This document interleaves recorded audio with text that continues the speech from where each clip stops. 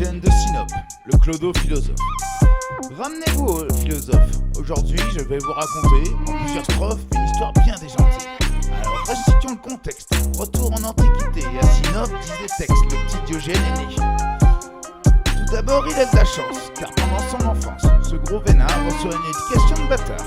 Papa est banquier, c'est bien pratique, pour apprendre sans bosser. Son esprit critique lui fait comprendre qu'il doit aller à Delphes, renaître de ses cendres. Il s'avance vers la Pythie, froide avec un regard d'elfe. Il lui demande pourquoi j'existe, que dois-je faire dans ce monde. Elle répond, alors oublie qui tu es, et fabrique de la fausse monnaie. What the fuck bitch, c'est ça ta révélation? Tu me prends pour un jambon? Arbitre, carton rouge, y'a triche. Mais Diogène accepte ce destin, et avec son père qui devient complice, commet ses premiers larcins.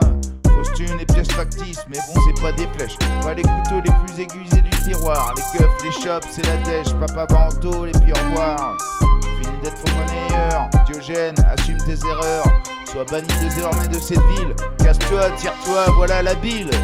Diogène de Sinope, le clodo philosophe. Chasser des siens et âme en peine, le voici dans les rues d'Athènes. C'est vrai qu'on peut fausser la thune. Qu'en est-il des us et des coutumes? C'est décidé, il va se mettre à cogiter, développer de nouvelles idées. Pour ça faut aller chez les meilleurs, afin d'atteindre les hauteurs. Ça tombe bien, il y a un disciple de Socrate qui manie la pensée comme un acrobate. Antisthène c'est son blaze, il enseigne le cynisme, les artifices c'est naze. Faut un humanisme, faut être réel, faut être soi-même. Le matériel c'est le problème. Antisthène tellement fort qu'il veut pas de disciple. Diogène lui donne tort tous les jours chez lui pour qu'il lui explique. Il le harcèle, il le saoule, tellement de zèle qu'il en devient ma boule. Après des années de formation, il pousse le champignon. Il fera la philosophie près du caniveau. Une jarre à grains sera son logis.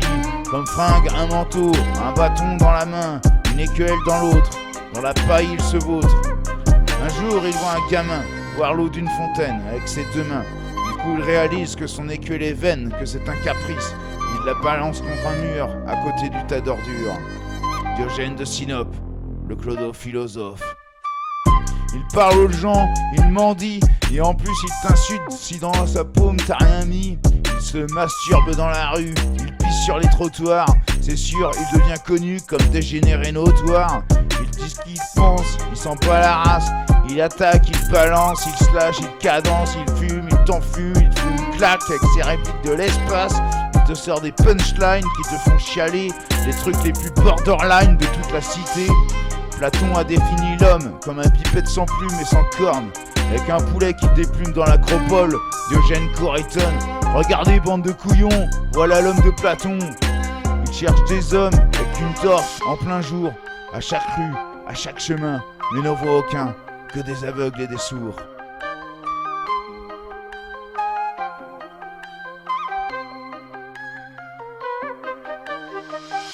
Diogène de Sinope, le clodo philosophe. Au final, il devient une star. Même Alexandre le Grand tourne son regard et rencontre le mendiant. Que désires-tu, hardi penseur? Demande mille merveilles, j'exaucerai ton vœu. Eh bah casse-toi de mon soleil, t'es ombrageux. Fallait que tu sois monarque, je veux juste pioncer. Je m'en fous de tes tracts, peux-tu dégager? Je te le dégage, je te le rembarque. Puis tes bagages, t'es useless, va donc niquer du Perse. Après tous ces faits d'armes, on le retrouve sur un bateau, naviguant pour voir un poteau. Mais à bord de ce rafio, des pirates armés de lames vont faire un carnage. De la sueur, du sang, des larmes, capturer Diogène et l'équipage. Prisonnier et fait esclave, vendu comme du bétail sur un marché de racailles. Que sais-tu faire? Quel est ton métier? Demande-t-on à l'Athénien. J'excelle dans l'art de commander, dit le philosophe, fier et hautain. Et là, putain, coup de bol, il est acheté à bon prix, pas juste quelques oboles. Pour lui, il faut une grosse trésorerie. Le maître qui l'achète est un fan de ses textes. Il l'emploie comme précepteur pour éduquer ses enfants.